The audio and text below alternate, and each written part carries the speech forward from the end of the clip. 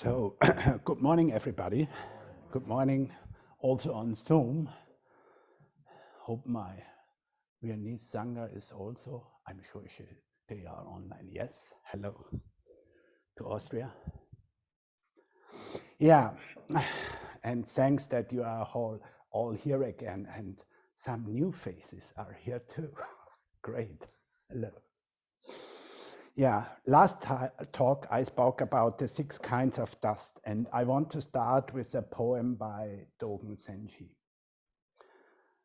The way the patriarchs coming from the west, I transmit to the east, yearning for the ancient ways, catching the moon, cultivating the clouds, untouched by the worldly dust, fluttering about a thatched hut, snowy evening, deep mountains. This is the poem Sankyo no Ge, the worth of the life in the mountains. Yearning for the ancient ways, catching the moon, cultivating the clouds, untouched by the worldly dust. And this is what we practice here, to get untouched by the worldly dust. And especially here in the Ango, the residential practice is a place where you can see this worldly dust very clear. The whole schedule is made for this, and that's why I'm here. But now I want to talk again about how the concept of the Vijnanas and the 5 skandhas can help us to see the worldly dust clearer. Today I talk about the next Vijnana. 6 are left, but first I want to come back to the first 2 Vijnanas and how they are connected. Last time I ended up my talk with the story about my ex-inmate and what it means when we give space to listening. This story about listening exemplifies that all 4 embracing bodhisattva actions are always interrelated. For example, on the one hand, I give my time, attention, and fearlessness, which is the first of 4 bodhisattva actions. On the other hand, I use the second of the 4 embracing bodhisattva action, loving words, loving speech, repeatedly while the other person tells his story to support him and thus go deeper. Both of these acts taken together make up beneficial actions. The third of the bodhisattva actions, because they serve to help the other person open up and help me practice listening. When all of this come together, the 4th bodhisattva action, identity action, appears, because true listening only occurs when I give up my identity and fully engage with the other person. Just as the 4 embracing actions are not separate, the senses are also never separate. We always feel with the whole body, not separated into senses. And by the way, there are people whose senses are not separated in principle. I would like to mention something called synesthesia. It's an ability to link one sense with the other. When you perceive letters as colors or as sound, for example. Dogen said, "Hear with the eyes." In addition, I would like to tell you about a beautiful experiment of psychologists at the University of Wisconsin. In an experimental arrangement, 2 different things are shown to each of the 2 eyes. To one a kangaroo, and to the other a flickering moving pattern. We perceive this moving pattern, most of us, but when the word kangaroo is said in the ear, most of us also perceive the kangaroo. If no picture of the kangaroo is to be seen, the words do not have a large measurable influence. The story of the young man from my last talk also shows how our resistances arises and how we create a space to allow them to be there, so that we can accept the world as it is. We can see it as it is and not through a lens of resistance. We build a concept. we can learn to face our own vulnerability and embrace it, which is one of the great powers of Zazen and repentance. So now we move on to the next Vijnana, the nose and the nose consciousness. The nose is a flame, doors are a flame, the smelling sense. With every breath, we also smell. Nothing is more memorable than smelling. We breathe in every day about 23,000 times and about 12.5 cubic meters of air. And every time we smell. It is insanely difficult to name what we smell. Mostly, there are several terms in our heads, even feelings, earthy, woody, floral, sweet, poisonous, wonderful. For example, when we taste perfumes, or terms like disgusting, apparent, or like a wet dog when we smell Gomasio. Smelling is the most immediate of all senses. 5 million olfactory cells in the nose give impulses directly to the olfactory center. These cells are renewed every 30 days. And during my flight to Bloomington, I read a new scientific article, and scientists found the specific smelling cells in the whole body and organs. Isn't this amazing? We smell with the whole body. And Jeff told me after my last talk that this is the same with tasting cells. Unbelievable. The whole body. Like my statement before, we always use our whole body for sensing. And when it comes to smelling, there is no intermediary. It is a direct connection to the brain. No construction like in seeing, and therefore it is an important Dharma gate. The smelling is the sense with the best memory. We all know this. We enter, for example, a house or a room, and already we are caught in a sensory space. The memory comes rushing at us and everything that is connected with this. In an incredible speed, the 5 skandhas create a world that has nothing to do with the here and now. I think with smelling, we are the most involved in our entanglements. It doesn't have to be negative. It also can be beautiful memories.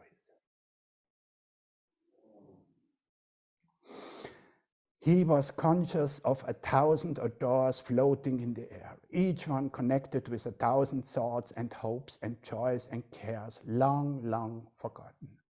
This is out of the Christmas Carol from Charles Dickens. Smelling is immediately connected with emotions. There are no states in between. There is no construction process, like we see. When we smell, we decide unconsciously in the moment that distinction whether there is danger or not, whether I'm an enemy or friend. From the first impression, we categorize immediately on the basis of the smell. For example, when we meet somebody, if we like her or him or not. We do this in a basis of his body odor, consisting of the breath, the sweat, and the dead skin particles, and its components, and they surround us. These are made up of a lot of microorganisms, which are nowadays mostly washed off by our oh-so-good hygiene, always cleaned, several times a day, including toothbrushing. In Toshoji, one of the Zen Monsoros in Japan, the training temples, there is, as far as I know, a daily bathing ritual. In Japanese monasteries, washing is an important ritual. I think it also serves to learn hygiene rules. But all people use the same bath water.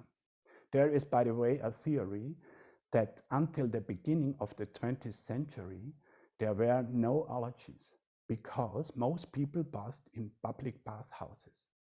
Thus, the microbiomes has exchanged in a very special way and thus have given people a special kind of protection. In Toshoji, it is still like this. Everybody in the same water. In the Sangha of Zentatsu Baker, there were rules during a session not to shower or bath and not to use perfumes. Many confused this with no hygiene at all. And so they didn't wash themselves and also didn't brush their teeth. Sometimes it was a very big challenge. and one had to be asked to break the rule. The origin of this rule is very banal. In Green Gulch, there was no running water, and so Baker Rocher quickly decided not to shower. But in intimate setting of a session, we can learn to deal better with the original smells of the others when whom we are together most of the time. We learn to smell and accept each other better. So now we come to the fourth Vijnana, the tasting sense, taste. And this is strongly connected with smelling. We cannot accurately identify a taste without smelling and also without seeing it. You can try this very easily. Just hold your nose while eating and close your eyes. You can identify nothing, only the texture, if it is soft or hard. I once had a wine store and I had to taste many wines. Smelling and tasting belong together, and those two senses are very closely connected via the throat. In Oryoki Vichant, the 5 colors and the 6 tastes of this meal are offered to the Dharma and the Sangha. The 6 tastes are sweet, sour, bitter, salty, mild, and spicy. Dogen gives us clear instructions for the Tenzo in Tenzo Gyokun, how to cook the meals and how they should taste. It's about getting to know the true nature of things. Our industrialized food is already far away from this. A lot of food today already needs flavoring to remind us of the true nature of the food. This is how reduced the natural taste is by now through the industrial production of the food. Because of these artificial flavors, our taste sense is already very confused, and therefore a reduction is a very good way to learn to taste better again. Fasting has always been part of the monastic context in East and West as a proven means to learn this. And I know from personal experience how well it works and how intensively you can taste again afterwards. In Germany and Austria, we have a TV station in cooperation with France called Arte. And like the name already says, it's mostly about culture, documentaries, and so on. And there I saw a documentary about Japanese Zen gardens. The main character was a very famous garden architect, and he also has a famous Soto Zen monastery. One day, his son came for a visit, and father asked him, "How is your stay now in the training temple?" And the son answered, "Father, the hardest part is that we got so little to eat. But after 1.5 years, I got used to it." To taste the true nature of food is important. In German, food is called Lebensmittel, which literally means means of life or resources of life. So the true nature of the resources of our life. We often forget this. And so it's very good to remind ourselves, like we do it here in this activity of monastic practice, of leaving the normal household.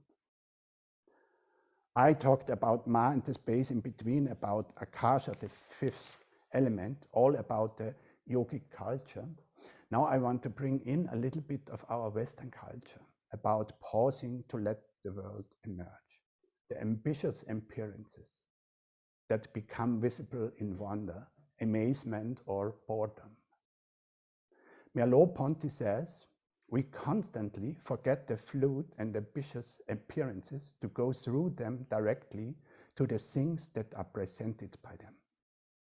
And Paul Cézanne, master of contemplative lingering, once said he could see the scent of things.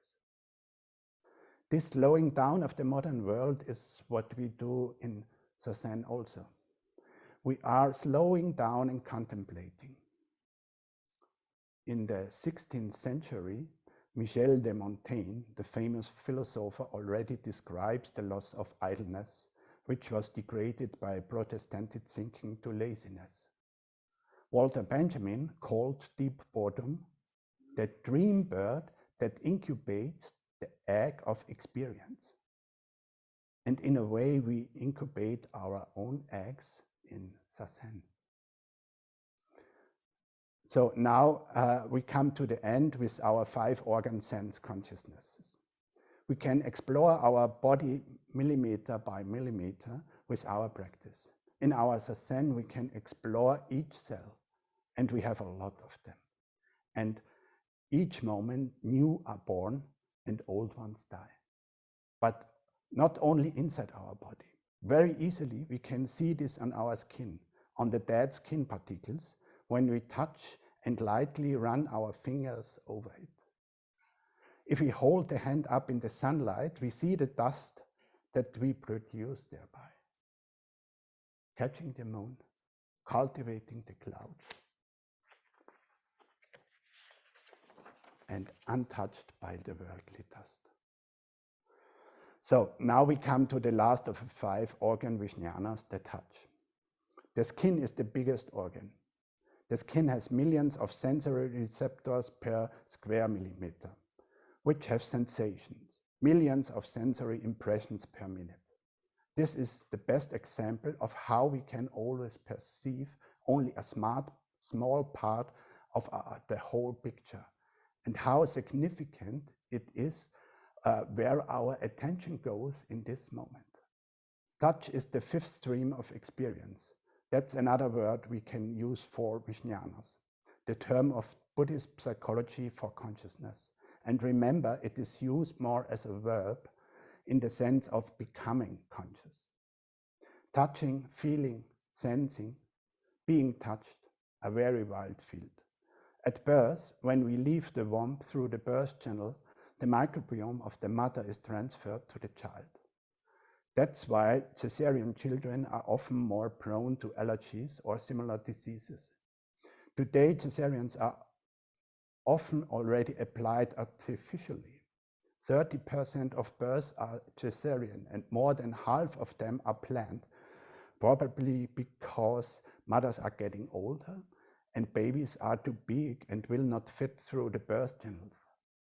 Prematurely born babies, when placed on bare skin, develop better. This is called the kangaroo method. And again, Jeff can tell us a little bit more about this if you want. And touching is important for hormone production. For example, oxytocin is called the connection hormone, and there are investigations if one is caressed very slowly, the oxytocin production increases around the 10-fold. And so this is a special therapy method. It is called rose massage. Oxytocin produces the feeling of empathy in us, awakens sympathy and weakens aggression. After this discovery was made, scientists believe that it could solve many problems. But the cool thing is, oxytocin is very volatile, lasts only 20 minutes, which means it has to be produced again and again, moment by moment. So it needs to be produced constantly to stay connected. The other fascinating thing is that oxytocin is also produced in the heart, but mainly in the hypothalamus, a very fascinating field. I found studies that supported theory that meditation and spiritual exercises, as well as Qigong and Tai Chi practice, increase the production of oxytocin. But there are also people who can't stand any touch at all. And now I'm not talking about butterfly children, but people who recall bad memories at every touch and are reminded of an old trauma. I have already met a few in my pastoral care.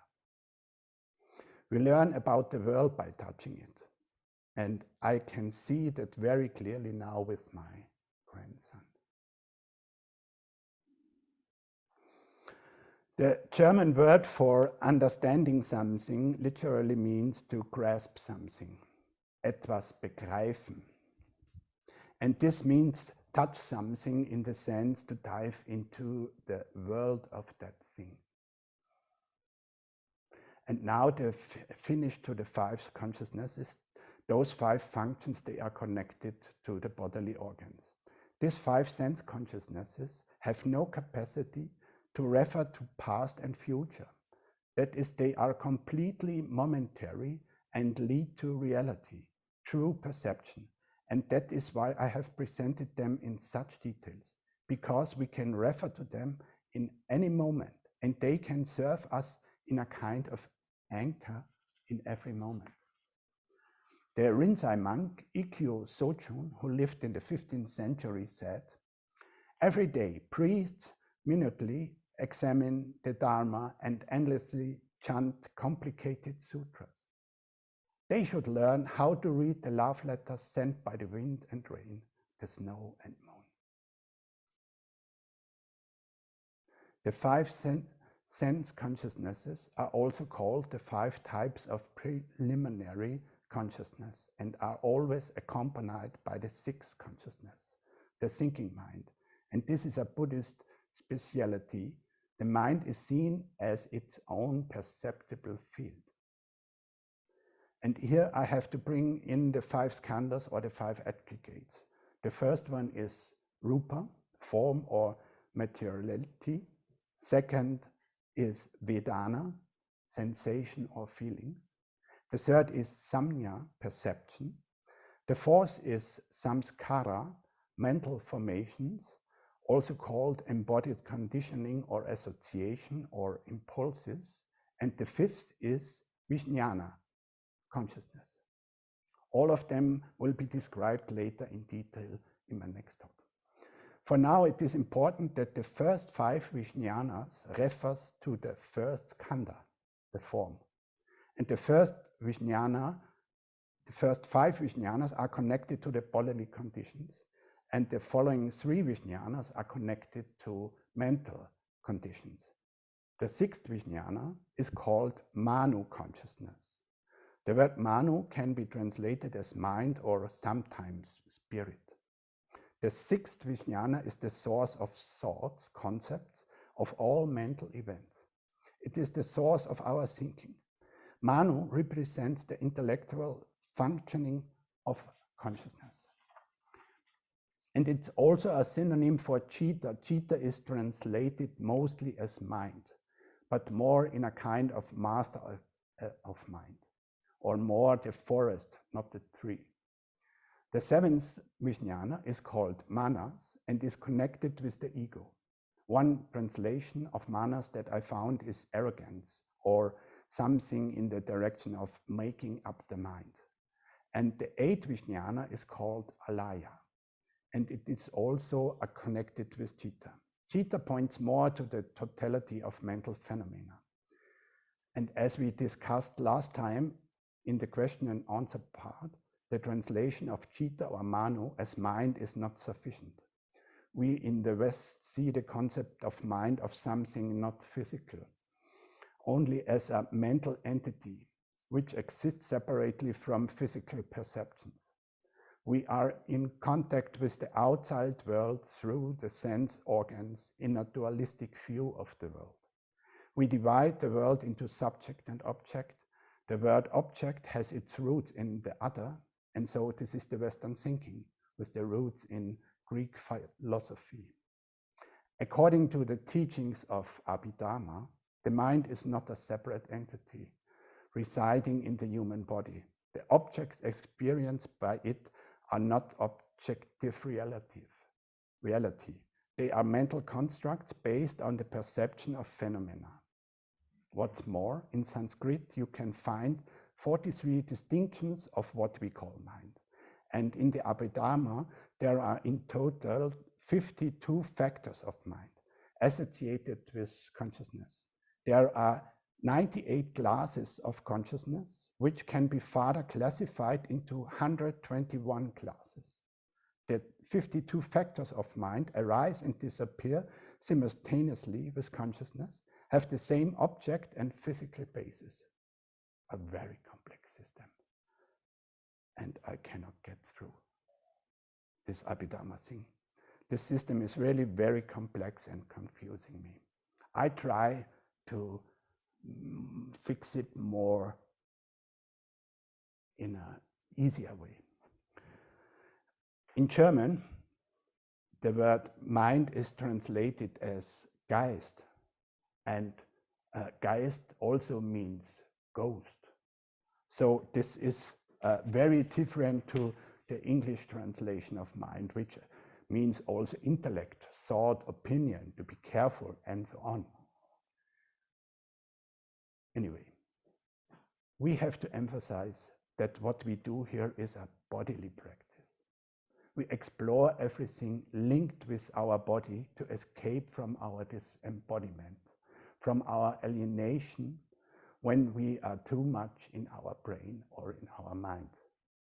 Uchiyama Roshi says in the Wholehearted Way, when the word mind is used in Buddhist texts, it often means the living life experience that I have spoken about. This is what the word mind means when Dogen talks about what has been correctly transmitted in Buddhism. One mind is myriads of dharmas, means that the one mind contains the myriads of dharmas, or more, my life experience of the world. This is the meaning of mind and dharma in Buddhism. Uchiyama called it simply life itself. So let's go back to the mano consciousness, the thinking consciousness. And now it's getting a little bit complicated, but yeah, I try. The function of mano consciousness is on the one hand perception and on the other hand imagination. Mano perception arises simultaneously with the previous 5 kinds of consciousnesses. Its function is to make more exact distinctions and clearer recognitions of the sensation. The second function of mano vijnana is imagination, which arises independently from the other 5 kinds of consciousnesses. This imagination or conceptions is divided into 3 types. The first type consists of memory of the past and imaginations of the future. The second type consists of dream consciousness distant from reality.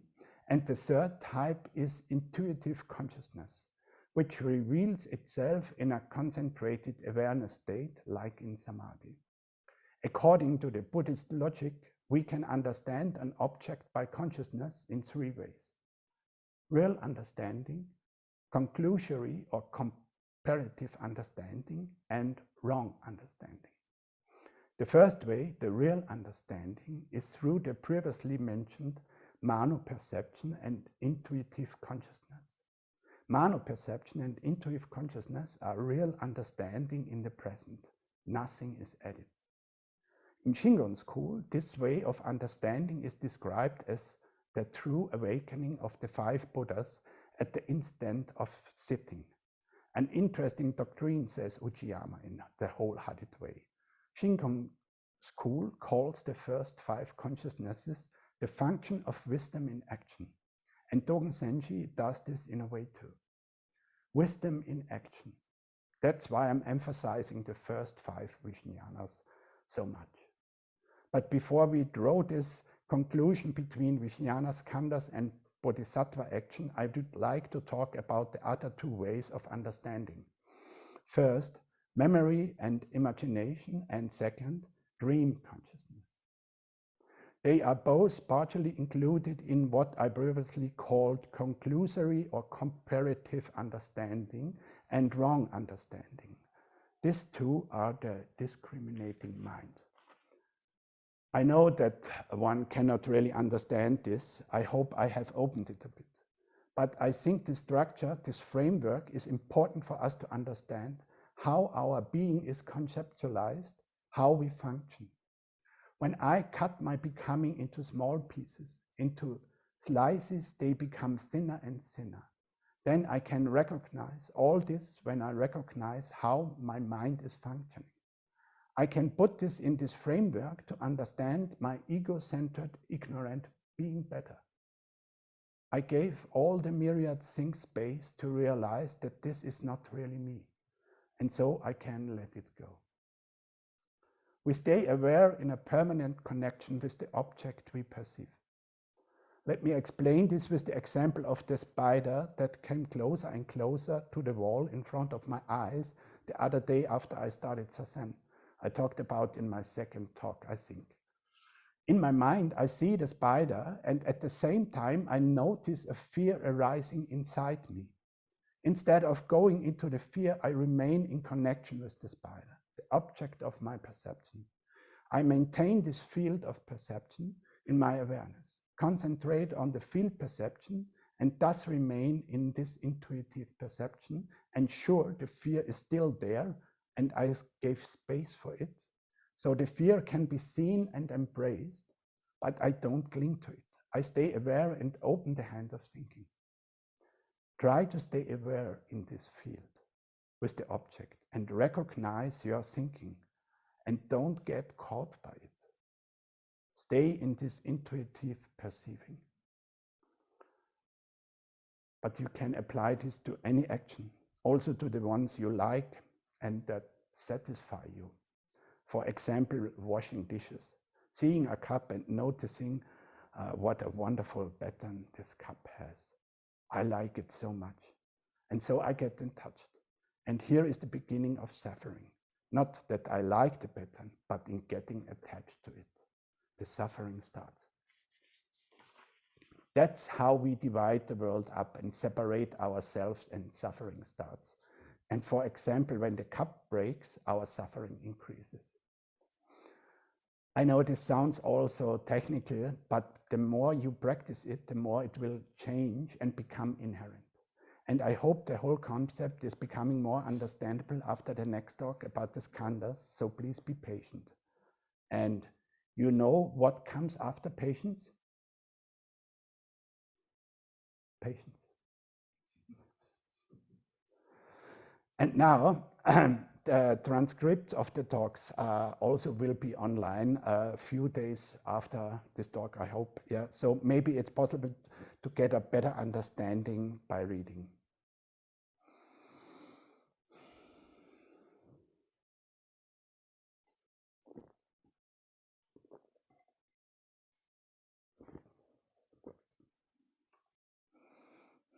So, catching the moon, cultivating the clouds, untouched by the worldly dust.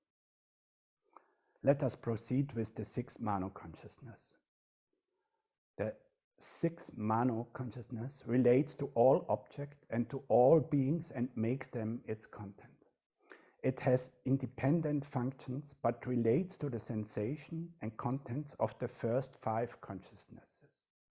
They all work in relation to each other and are impermanent. It is thus related to the second and third skandha. The mano consciousness and the five sense consciousnesses influence the second skandha and produce feelings of good, bad, and neutral.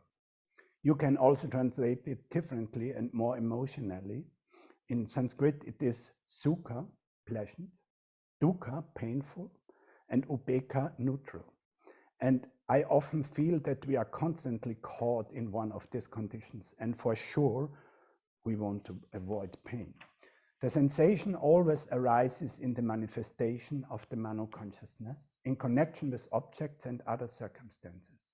I will talk about these circumstances later when I come to the skandhas.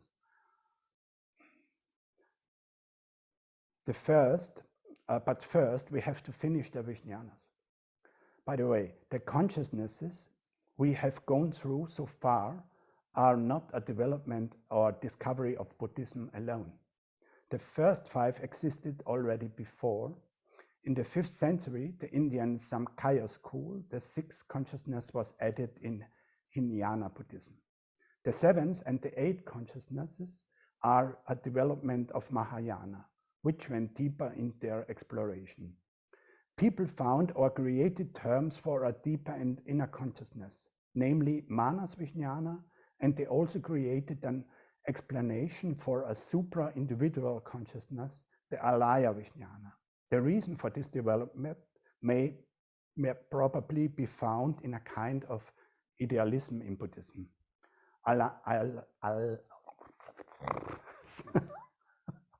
Alaya is a necessary concept. We need it in order to explain certain phenomena. One of them is that in reality, not every good cause has good effects, as we know. or sometimes no effect at all. And also without the alaya Vijnana, certain states of consciousnesses could not be explained, such as unconsciousness. And there is an idealistic view in Buddhism that says that there must be something that exists without interruption and where it comes from. There is also the concept of Buddha nature. Around 100 years before Asanga and Vasubandhu were born, the concept of Buddha nature came up in the Parinirvana Sutra and the Lotus Sutra and was then direct referred to in the Tathagata Garbha Sutra. Buddha nature and alaya Vijnana are different concepts. They complement each other, but are two different things. The important thing is that we don't own Buddha nature.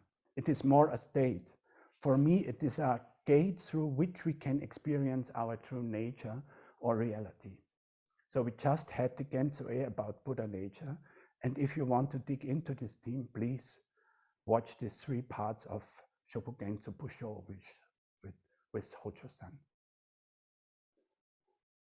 So let's look at the 7th consciousness. It is called manas consciousness or ego consciousness. In principle, it does not mean ego consciousness, but rather inner consciousness. The idea is that it acts as a link between the first 6 and the 8 consciousness in order to more precisely define and understand the content of the first 6 consciousnesses, always in the sense of individual empirical experience, but not in an egocentric way.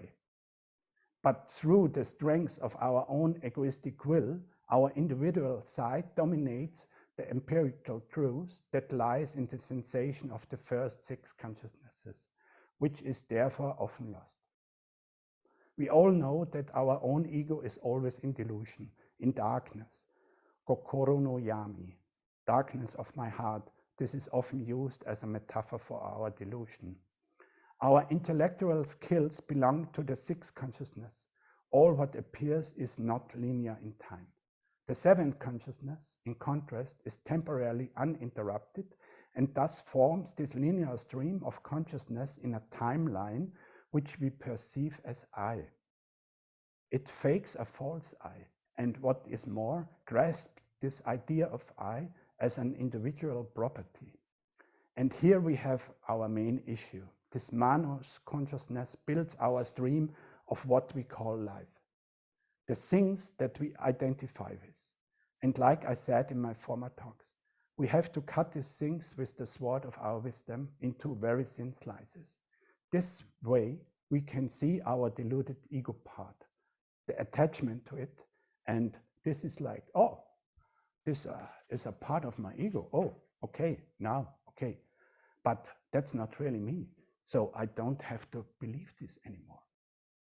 We can throw the stuff over our shoulders, turn around and move on to the myriad peaks of the mountains, like in the Koan 25 of the Blue Cliff Records, where the hermit says, cut, and here comes the next Dharma. And again we say, cut, and the next Dharma, and cut, the next Dharma. Throw the step over your shoulder. Turn around. Okay, now we come finally to the 8th Vijnana, the alaya Vijnana, the transcendental. For me, this is the great mystical concept that is not really graspable. The word is initially translated in China as consciousness that cannot be distracted or deleted. It was mentioned by Xuan Zhang at the beginning of his translation of the text of Vijnanas as a store consciousness, and this means there is something undestroyable. In the whole Buddhist concept of seeing the world, we often talk about the real truth, and I think this concept of alaya is created to explain where this truth is born. It is a kind of storehouse where everything that we can experience can be found, everything is there, and we awaken it to our reality with the spark of our attention and this specific moment, and now the next moment, and so on. It's a big universal kettle. Our senses give attention to the sensation and the spark ignites. manifestation happens. Alaya Vijnana contains all seed for this. They are called bijas, which means in Chinese language seed or core, also called causes and defined as energies, or specific mental attachments that come to action. Thus, the alaya Vijnana is the origin of all phenomena and at the same time the substantial basis which receives everything again. Everything becomes again a cause which causes a further development. The alaya consciousness is a soul that contains its own original seeds that sprout and develop outside as well as inside of ourselves until finally a new seed falls so that this fruitful ground, the plant, never die out. In this sense, it is really a storehouse consciousness. But there is also a different level too, because it is not only transcendence, there is a relation to the individual I. That's why the alaya Vijnana has another function, the possibility to collect elements of the seventh Vijnana. It is the mother soul of everything, of all causes, all results, from which everything that is real reality follows. As already mentioned, the syllable V from Vijnana means separate. More precisely, something like removed or migrated. Branching off in Chinese translation, it is also called false. By the way, there is a ninth consciousness, the Amala Vijnana or Tatata Vijnana, which is also called true consciousness, and it is free from any ego-centeredness. It is the logical follow-up of alaya Vijnana, but I have found little to nothing about it. If we are searching for the true reality of things, searching the wisdom from the other shore, Prajna Paramita, then the Vijnana can serve us a basis to find this wisdom, a basis in which we find a clear structure of how our consciousness arises, how our existence or being here and now arises. The alaya Vijnana is a logical, also empirical explanation which, by the way, modern science cannot really offer until today.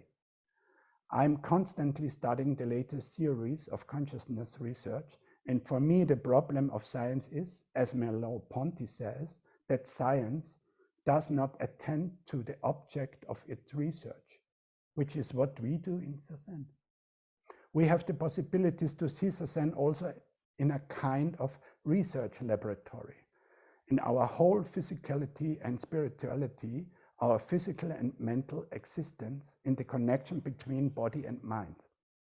Taken together, all 8 Vijnanas leads us towards seeing reality as it really is. In the concentration on the phenomenal absorption of these first 5 Vijnanas and the empirical intellectual processing in the 6th, we find the basis for this wisdom. We find it when recognizing and letting go of our egocentricity in the 7th Vijnana, and we return to the roots in the 8th Vijnana. This process accompanied by the mutual development of compassion. The more we recognize the connection threads of the relationship of all things, the more we can find liberation. When we turn manas, the 7th Vijnana, into wisdom, then all the Vijnanas change to support this wisdom, and we are able to become free from this loaded state about which I talked at the beginning of the Vijnanas. And this is the big shift. Everything turns and becomes, in a way, enlightened. And maybe we learned now a little bit more about how our 5 skandhas get filled. Most of the time we are not aware what is happening to us. But maybe this becomes clearer next time when I talk about the skandhas. Thank you. So if you have questions and commentaries, I hope this time I can give out. You mentioned about being patient, how to get over impatience. What is your recommendation to get over impatience so that you will be Can you please explain the Impatience. impatience? Get over impatience. Yeah, yeah. This is. I think this is my most, my most, Challenge. most the big challenge. Yeah, to get over impatience. It's a practice. You have to practice this. And like I told last time, my work as prison chaplain, for example, helps me a lot, because most time what I do there is waiting, yeah, and be patient, yeah. So And what is your secret? my secret is a zen. You know, to sit 50 minutes without moving, yeah. This is, I think, yeah, this is also a very good practice to learn patience, yeah, and to not move and to not get caught by your thoughts, or when you get caught, come back and, yeah, and, you know, and sit again every day, yeah. There is no ending, because what comes after patience? Patience. That's the truth. So there is no ending, you know, and yeah, and I think this is very different from a person to person. That it's maybe our karmic conditions, and I can say I'm a very impatient person, yeah, and I really have to practice a lot, and yeah, and this is a never-ending story. Thank you. So I suspect one of the things you found in your practice of patience was that we need to let go of expectation, correct? Yes, this is a very important thing, yeah, that we don't hang, or that we don't cling, yeah, that we take it on the hook, our expectations and our ideas about this world, to know, like I said, yeah, oh, yeah, this is my ego thing, okay, so let it hook down and, yeah, don't be attached by them. And sure, this is, by a lot of things, it is very easy, and there are a lot of things it is not so easy, you know, we are emotional caught, yeah, and fall in a trap, but it's a practice, again and again, and like I said, a never-ending story. Please? I have a comment about what you said, the first sense, the smell sense, and I think it's so interesting because it said that the olfactory sense, it's not a highly developed organ like the eye or the ear with its little bones and everything, but it's the one deeply rooted in the oldest stems of the brain, and even very not highly developed creatures have these sense. It's a kind of chemical reaction, and what I found interesting is that even trees communicate in this way. If there is an animal or bugs or something attacking a tree, it can release chemicals, and through the wind the other trees can find them and react to them and produce bitterness or something, that the animal and the bug will not eat these warned trees. And the sense to smell is and to, without any consciousness, release odors. It's a kind of, I think, interesting interconnectedness. So even if one would decide not to communicate and not to connect, it's still not possible to not connect and not to communicate, in a sense. Yeah. So it was Yeah, very this is a very interesting. I know, and this is not only about. It's not only about with the wind. It's also in the roots from the trees. They give some chemicals that the environment knows what is going on, and then they produce some fungicides or something else to not get caught by other plants. And yeah, it's a very interesting thing. Yeah, Or when the symbiosis with Yeah. with mushrooms. yeah, And hyphen of the mushroom. and so yeah. So all is connected. Yeah, and this big thing is that science this understands and find out this more and more. Yeah, for example, really to smell with our whole body. Yeah, so my feet are smelling. So not only give up but also also smelling. Yeah, this is. Thank you. But do you stink good? Pun? But do you stink good? You're not so. You're far away. I'm sure dogs consider us quite inferior because they have a superior sense of smell. Yeah, yeah. You know, there's a book by a German biologist, I think it's called The Secret Life of Trees, that discusses a lot of what was just Yeah. brought up. And one thing I remember reading in that book that was fascinating is, so the mycelium network from the mushrooms, it actually connects the entire forest with the trees. It's like that's the nervous system of the trees communicating with each other. But they also share nutrients. Mm-hmm. So that Yeah. when a younger tree Yeah. is trying to grow in the shade, it doesn't get enough sunlight, the mother tree actually feeds it through this network. Yeah, it is fascinating. And when you see this, there are the red bugs. I think they call Buche. Beach, yeah, the beach, for example, you always see the beaches are, there is a big one and there are smaller one beside, yeah, they are never stand alone, yeah.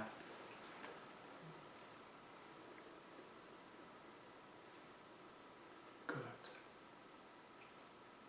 I just really appreciate that connection between trees as stationary things, but also as communicative things. It reminded me of the part of your talk where you said that idleness and deep boredom, I'd never heard that term before, but that these are like the wellspring of creativity in a way, and that we've sort of lost that, and I appreciate, you know, in my mind that made a connection with sort of what trees are doing. They appear to be deeply bored, but maybe they're not.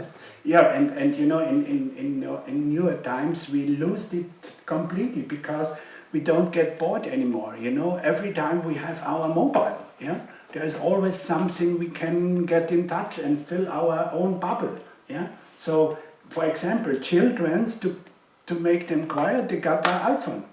Yeah, and so they don't. When I can remember when we have to drive. When I was really very young, a few hours to some related aunts and so on, yeah. So I looked out, hours out of the window of the car, yeah. And there was nothing, no entertainment for me, yeah. And this was really boring. But you know, this boring we have lost, yeah. And like you said, this is also a part of our creativity, yeah. That we contemplate these things, yeah, and in a way, we do this in Sazen. We are really incubating, yeah, on our own inner eggs, yeah, like the chicken sitting and sitting. There's this great book, I think it's called 5 Arguments for the Elimination of Television. Mm-hmm. It goes way, way back. One of the things the author points out is that television and other electronic distractions have robbed humanity of the capacity to just be, Yeah. have downtime, quiet time, that we have a way of continuously filling in the space of our time with one distraction after another. And it has the result that we don't process things the way people did when they had actual downtime, when it was quiet and just sitting with it. Yes, that's true, and I believe this, and that's. I think that is also what we do, or what is our bodily function from Sazen, yeah, that we are digest in a way our being, yeah. So smash your TV. Yeah, and your iPhone, but you know it's not so easy in modern times, yeah. You get crazy when you lose your phone. So, for example, Hojo-san, I heard, you have no mobile. No. But he has a TV. So, okay. Any other questions? No online questions? Okay. So, good. Gonna close.